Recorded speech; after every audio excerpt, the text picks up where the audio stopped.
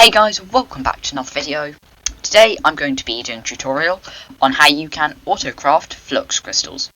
This item is added by Applied Energistics 2 and is used in a lot of recipes, and is here very important for the mod. To do this, you're going to need a working ME system as well as a crafting CPU. How it works is it basically takes the items out of the ME system when you autocraft it. So you'll need the redstone, the quartz, and the certus quartz in there, but it basically means you don't have to manually drop them, it will automatically do it for you. If you have other things like a void ore miner or a quantum quarry, you can automate getting the materials as well, meaning you effectively have an infinite supply of Fluix crystals. So then this basically works by the iron dropper will drop the crystals and all the items into the pool. Then the vacuumlator will pick it up, then goes back into the ME system. It's incredibly simple, and the hardest part is when you try and do this without a dropper mod. As you see, I've designed a vanilla variant where the whole point of this farm is it works when you have a modded dropper, which works quite well. So this is from actually additions, this is from random things, any droppers like that.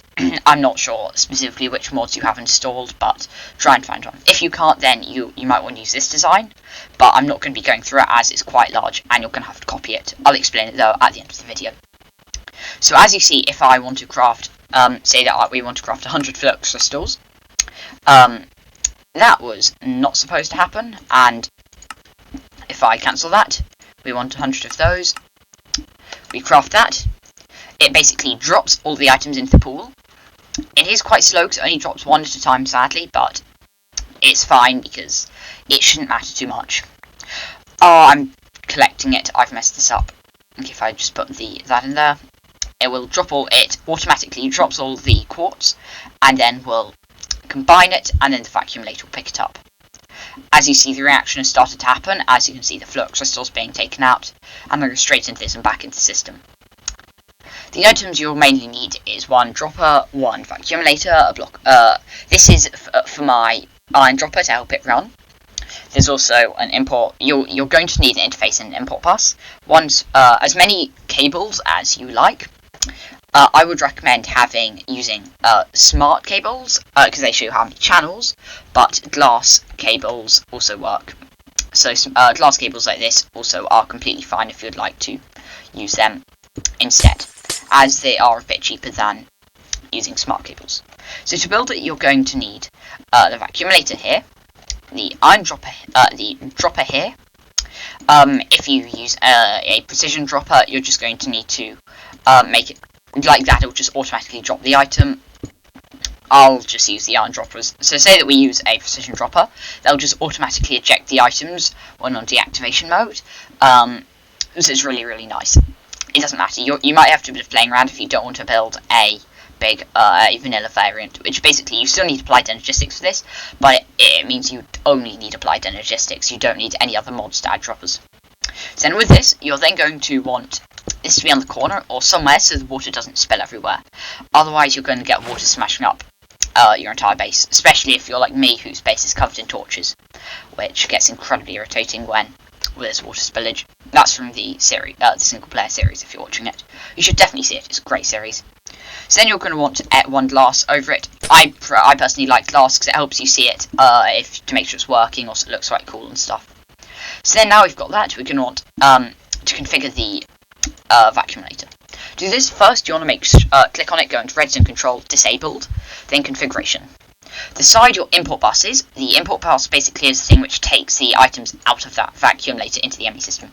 So the side the vacuumlator is on, you're going to want to have this orange circle. And to get the orange circle, you click on side, make sure auto output is enabled by clicking on it, and yeah, as you see, this is the side of the import bus, so that's where it's going. Then you're going to want to have an interface onto the precision dropper, as the interface goes on the thing which is what's given the items, and the import bus is the thing that takes out the items of the vacuumlator. Then I would highly recommend having 4 acceleration cards. Where are they? This basically means it speeds up taking the items out of the vacuumlator, and is quite useful. It basically just speeds it up, meaning otherwise it can go quite slowly.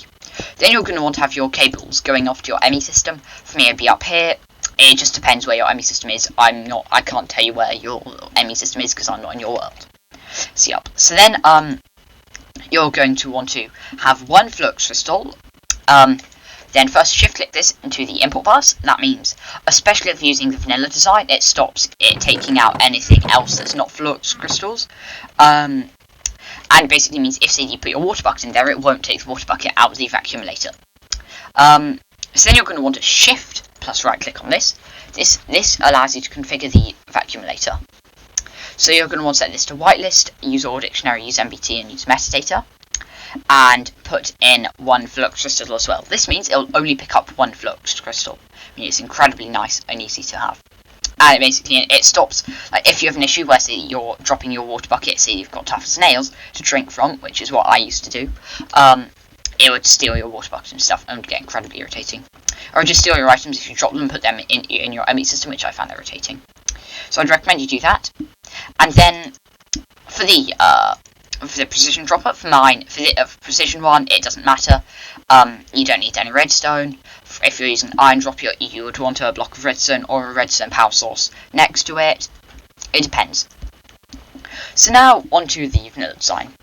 If you're in modded and you've got a dropper like this and you're completely fine, then you can click off this video, as I'm not giving you any more information about how to set it up. This is purely for building one using vanilla mechanics and only applied to Energistics 2. So this design basically is quite complex and is kind of glitchy. It was just about working for me. It basically works by the same method. There's a dropper and then hoppers to pick the item up. The only problem with it though is the hoppers would normally pick up all the items you drop first, like the quartz, the redstone, and the charged certus quartz, before they're turned into Fluix crystals, which is why it's so complicated. So this design basically, why is there a wooden hopper there? It drops it using a redstone clock, meaning when it detects items in the dropper, it goes through a redstone comparator up through this. This pushes two observers together, which then triggers a redstone pulse going around and causing a clock circuit here. And then once this empties of items, it'll stop emitting the redstone signal, and the observers will be pulled back up together. So set it to daytime. But then the problem is how do you stop this picking up the Fluix crystals? So this is pretty much your choice, and I found this, due to my amazing knowledge, and definitely not the help of Mumbo Jumbo's redstone tutorials, I worked out how to extend the redstone pulse, which is slightly dodgy and takes up quite a lot of space. It goes through here, meaning when it receives the first signal, it goes through this system. It creates a really, really long pulse extend using comparators, which I don't really understand, but that's what he uses in his tutorial, so I copied him. Then it goes through to the hopper, giving it a redstone signal, meaning it can't pick up any items. Meaning, if you're crafting thousands of these, it could get quite laggy. The other thing to note is, if you're crafting so many that it's going to take more than 5 minutes to drop every single item, then you're going to have to adjust it. So this basically, so because if it takes longer than 5 minutes, the items will despawn, I'm pretty sure. So then while the redstone signal is going through, it goes to the hopper. Just getting issues where the first one you dropped, it wouldn't pick up. So then this is where the second redstone signal goes in, and it will instantly go, and instantly this hopper detects it, the dropper detects it, the hopper will also get powered, meaning it shouldn't. It means it shouldn't like pick up any redstone quartz or charged certus quartz. To show you this works, I will do this. If it doesn't work, then that's a bit of an oops, and you're going to have to sign on yourself. I found this quite confusing, as I am quite small of brain, I must admit. So you see, if we put them in, it throws it all out.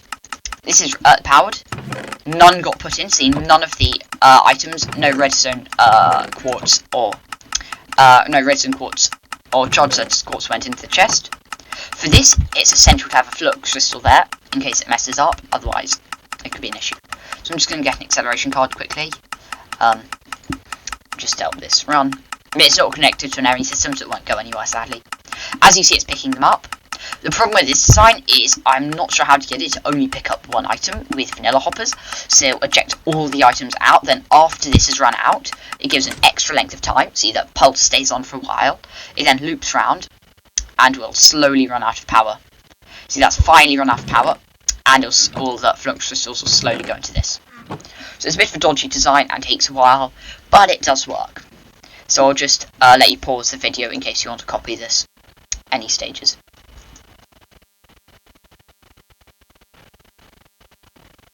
Yeah, so if you want to pause the video and take a screenshot, then that's fine. Because I know that's especially what I like to do when I was bad at Redstone. Oh yeah, nothing to mention, yes, there's water just there. Next to the hopper and stuff, that's where water is.